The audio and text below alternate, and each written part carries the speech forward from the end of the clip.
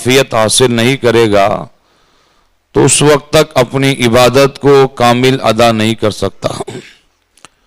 روزوں کے اندر بھی بعض صورتوں میں روزہ فاسد ہو جاتا ہے اور بعض صورتوں میں روزہ فاسد نہیں ہوتا ہے۔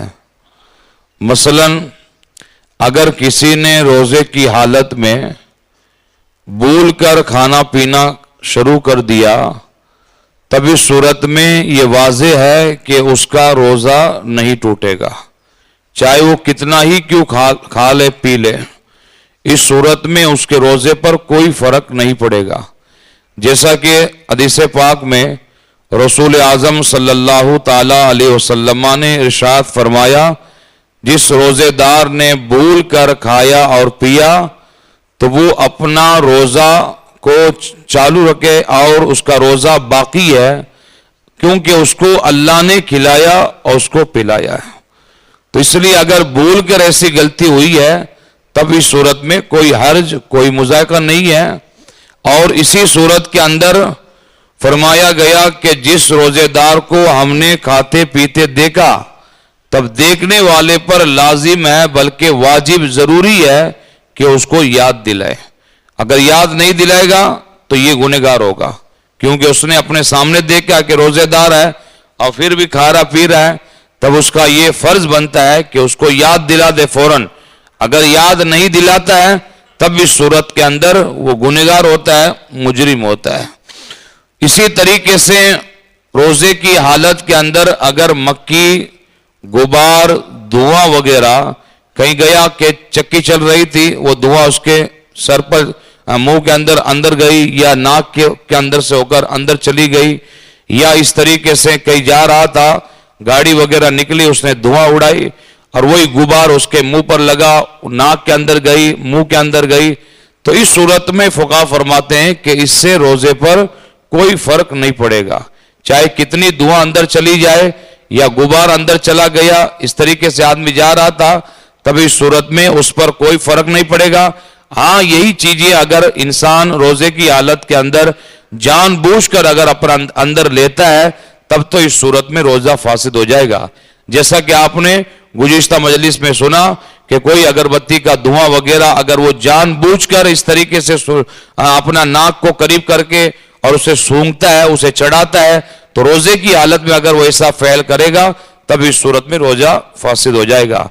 اسی طریقے سے فرمایا کسی نے غسل کیا روزے کی حالت کے اندر اور اس کے اندر ٹھنڈک محسوس ہوئی، یا اس طریقے سے کلی کے بعد میں منہ کے اندر کچھ تری وغیرہ باقی رہ جاتی ہے، آدمی سارا کا سارا پانی تھوک دیتا ہے، نکال دیتا ہے، لیکن کچھ نہ کچھ تری تو بہرحال ہونٹوں پر اور یا اس طریقے سے زبان پر، منہ کے اندر حصے کے اندر لگی رہتی ہے، تب اس صورت میں فقہا فرماتے ہیں کہ وہ اگر اس نے اندر لے لی تب بھی اس صورت میں روزہ فاسد نہیں ہوگا، کیونکہ اگر کلی کرنے کے بعد میں اگرچہ منہ کے اندر تری ہے، گیلا پن ہے، تب اس گیلے پن سے بہرحال روزے پر کوئی فرق نہیں پڑے گا، اور نہ ہی غسل کرتے وقت میں اگر ٹھنڈک محسوس ہو گئی تب بھی صورت میں روزے پر کوئی فرق نہیں پڑے گا۔ ہاں جو لوگ روزے کی حالت کے اندر تھوک کو اپنے اندر منہ کے اندر بہرحال جمع کرتے ہیں، یہ ایک گناؤنی عادت ہے، بہت ہی بری عادت ہے۔ سلیم الطبع آدمی کے پاس میں اگر کوئی آدمی ایسی حرکت کرتا ہے تب اس صورت میں اسے بہت ہی خراب لگتا ہے کہ منہ کے اندر تھوک کو جمع کرنا اور پھر جا کر اسے تھوکنا، یہ اچھا نہیں ہے۔ ایسے بھی یہ تو بہرحال بہت ہی بری چیز ہے، لیکن روزے کی حالت میں یہ مکروہ بھی ہے۔ ہاں اس صورت میں اگر وہ تھوک جمع کیا اور اس کو نگل بھی لیا، اس کو اگر گٹ بھی لیا تب بھی صورت میں بہرحال فقہا فرماتے ہیں کہ روزہ فاسد نہیں ہوگا۔ یا اس طریقے سے اگر کھنگار نکلی اور کھنگار کو نکالنے کے بعد میں بلکہ منہ ہی کے اندر تھی اور اس کو فوراً اس کو اندر ہی نگل لیا اس نے، تب بھی اس صورت کے اندر روزے پر کوئی فرق نہیں پڑے گا۔ تو اس کو یاد رکھیں کہ تھوک بھی اگر نگل لیا، اگر گٹ لیا یا کھنگار گٹ لی تب بھی صورت میں روزہ فاسد نہیں ہوگا، لیکن بہرحال ایسی چیزیں نہیں کرنا چاہیے روزے کی حالت میں، اس سے بچنا چاہیے۔ اسی طریقے سے ایک روزے دار کو احتلام ہوا اور ناپاکی کے اندر اس نے پورا دن گزار دیا، تب بھی صورت میں روزے پر کوئی فرق نہیں پڑے گا، کیونکہ احتلام کا مسئلہ الگ ہے اور روزے کا مسئلہ الگ ہے. یہاں روزے سے اس کا کوئی لینا دینا نہیں ہے.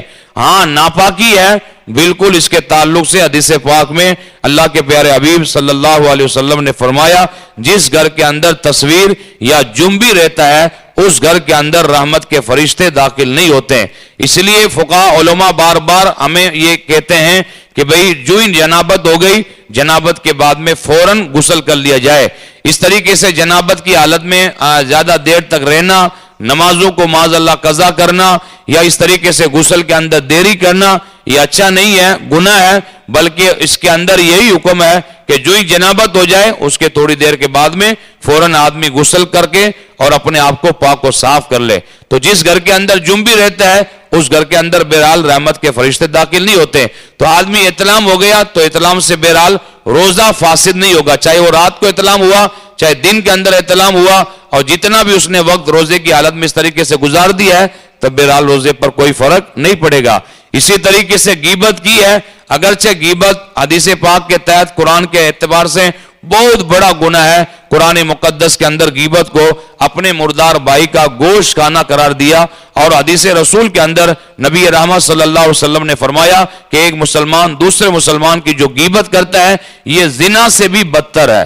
گویا کہ زنا بدکاری کتنا بڑا گناہ ہے، لیکن حدیث شریف میں فرمایا کہ زنا سے بھی یہ بدتر ہے کہ آدمی اپنے مسلمان بھائی کی غیبت کرے. اگرچہ یہ بہت بڑا گناہ ہے، اس سے روزے کی نورانیت ساری کی ساری ختم ہو جاتی ہے، لیکن بہرحال روزہ فاسد نہیں ہوتا ہے. ہاں روزے کی حالت میں اگر اس طریقے سے اس نے غیبت کی ہے تب گنہگار ضرور ہوگا، لیکن روزہ خراب نہیں ہوگا، روزہ فاسد نہیں ہوگا.